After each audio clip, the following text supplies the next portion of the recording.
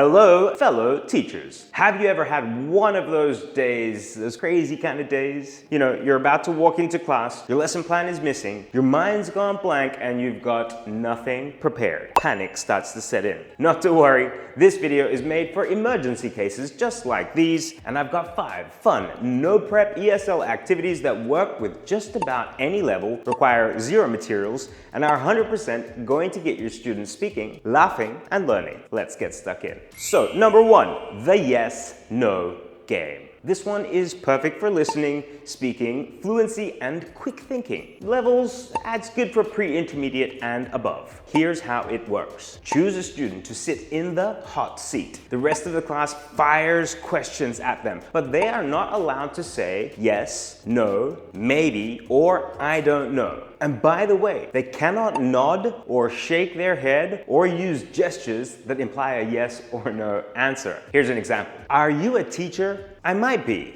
Do you live in Vietnam? That's a good question. So here's why it works so well. It's hilarious, fast-paced, and kind of pushes students to be more creative with their responsive language. You can even set a timer if you like. For example, survive 30 seconds to win. Now, for variations, for higher levels, or as students get better in their language proficiency, add additional banned words. For example, I think or probably. Game number 2 is the 5-second challenge. This one is perfect for vocabulary recall and high-pressure quick thinking. It's good for levels at elementary and up. So here's how this one works. You or the teacher says, name 3 in 5 seconds, and then count them down. For example, name 3 things you eat for breakfast. Name 3 blue things. Name 3 animals with 4 legs. Here's when the students must quickly shout out those 3 words before the time is up. If they succeed, they score a point. Here's why this one works so well. It is fast, fun, and builds on automatic language recall. You can play it in teams for competition or as a whole class. As a little adaptation to this one, add more categories like verbs, places, feelings, irregular past tense verbs, and so on. Coming up at number 3, would you rather? This one is perfect for speaking, justification or reasoning, and critical thinking. It's good for levels at pre-intermediate and up. Here's how this one works. Ask interesting or creative would you rather questions to then have students respond and justify their answers. Here are a couple of examples. Would you rather always be 10 minutes late, always, or always be 20 minutes early? Would you rather have a fully shaved head or just really long hair forever? Would you rather forget your homework or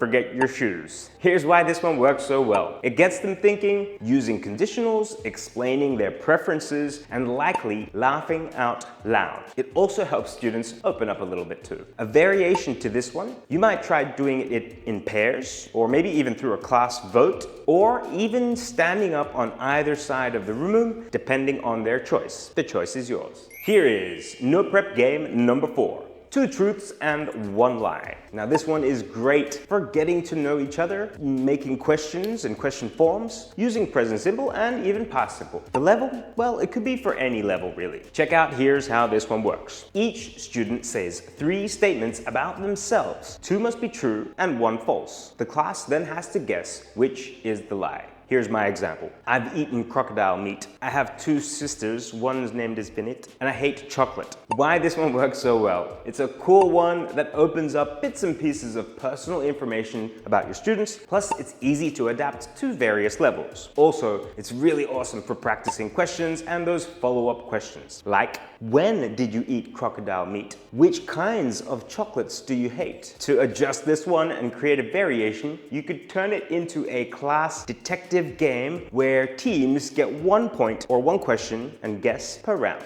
And the final game, number 5, my favorite, Team Snake. This one is awesome for vocabulary recall, spelling in their mind, so a bit of alphabet, and categories. The level is appropriate for upper beginners and above. And here is how this one goes. Start with a word like, for example, banana. The next person or the student says a word that starts with the last letter. Banana, apple, elephant, teller, robot, etc. Whenever somebody says it incorrectly, they're out. Now, why this one works so well is that it's quick, competitive, repetitive and can really go on forever depending on how much your students actually know. So a timer is a good idea here. To vary this one, do it as a bit of a speed round. Students have like 5 seconds to answer at max. Or as I like to run it, team challenge, team snake. Give 3 eggs per team, breaking them when they give an incorrect answer. Give that one a try. Alright, so next time you've got no preparation at all ready and a class full of eager eyes staring at you, just pick one of these activities and run with it. Promise it'll work. Let your students get the most out of your classes, right? No matter what happens. Stress less and have a little fun too. And if you want more practical activities just like this, don't forget to check out our monthly teacher workshops and clubs, and of course, the InspireTESOL courses. They are run online and offline from Ho Chi Minh City. Here, you'll meet like-minded individuals, teachers, and definitely gain some new ideas and leave every session ready to light up your classroom. So hit like, subscribe for more information, and let us know what's your go-to no prep activity in the comments. I'm Warren, and as always,